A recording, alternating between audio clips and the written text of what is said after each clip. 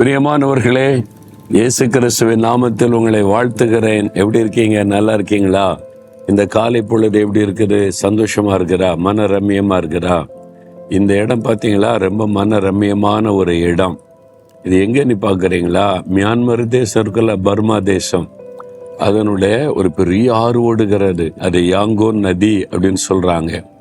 அந்த நதி கரையில் இருந்து கொண்டு உங்களோடு பேசுகிறேன். இந்த பெரிய நதியை பார்க்குறீங்க, கொஞ்சம் தூரம் போன அது கடலில் கலக்குது. இங்கேருந்து பார்த்தாலே தெரியுது. ரொம்ப அழகான ஒரு இடம். இந்த இடத்துல இருந்து உங்களோடு பேசுவது எனக்கு அதிக சந்தோஷம். மியான்மர் தேசம் ரொம்ப அழகான ஆசீர்வாதமான தேசமாக இருக்குது.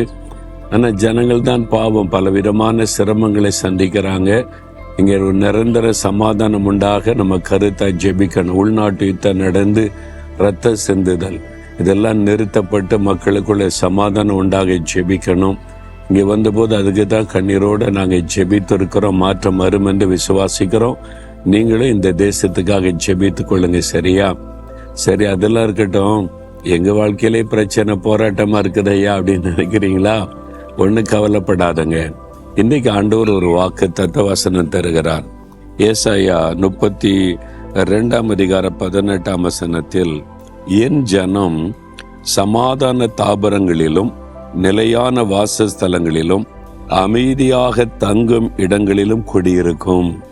பத்தியில் ஆண்டவர் சொல்றாரு, என்னுடைய ஜனம் சமாதானமான ஒரு தாபரம், நிலையான ஒரு வாசஸ்தலம், அமைதியாய் தங்கும் இடம்.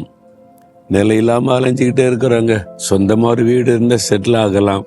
ஒவ்வொரு வீடாக மாறிக்கிட்டு இருக்கோம். வேலை மாறிக்கிட்டே இருக்குது. ஒரு நிலையா இருக்க முடியல. பிள்ளைகளுடைய வாழ்க்கை பாதிக்கப்படுது. ஒரு நிலையா ஒண்ணுமே செய்ய முடியல. ஆண்டவர் சொல்றாரு, என் ஜன நிலையாக அது தங்குற இடம், தாபரங்கள், அமைதி, சமாதானமுள்ள இடங்களிலே குடியிருக்கும்படி செய்வேன். உங்களுக்கு தான் ஆண்டவர் வாக்கு கொடுக்கிறார். வெளிநாடு ஒன்றுக்கு ஊழியத்துக்கு போயிருந்த போது ஒரு அன்பான சகோதரர் அவருடைய வீட்டிலே எங்களை தங்க வைத்திருந்தாராம். அந்த வீட்டுக்கு அழைச்சிட்டு போன அந்த தெருகு குறுகினரு, எங்க பார்த்தாலும் ஜன கூட்டம், ஒரு மாதிரி கலவர பூமி மாதிரி இருக்குது. வீட்டுக்குள்ள வேகமாக கூட்டிட்டு போயிட்டாங்க. வீட்டு விட்டு வெளியே வந்துடக்கூடாது. வெளியே இறங்கினாலே பிரச்சனை தான். இது ஒரு சரியான இடமே இல்லை பிரதர். எங்களுக்கு இந்த இடம் அமைதி இல்லாத இடம், ரவுடிகள், குடிகாரங்க, துன்மார்க்கர் சுற்றி திரிகிற இடம். வீட்டுக்குள்ள இருக்க வரைக்கும் சேஃப், வெளியே இறங்கினாலே பயமா தான் இருக்கும்னு சொன்னாங்க. இந்த மாதிரி இடத்துல இந்த ஆண்டவர் மாற்றி எங்களுக்கு ஒரு நல்ல அமைதியான சூழ்நிலை தரணும், ஜெபிங்கன்னு சொன்னாங்க.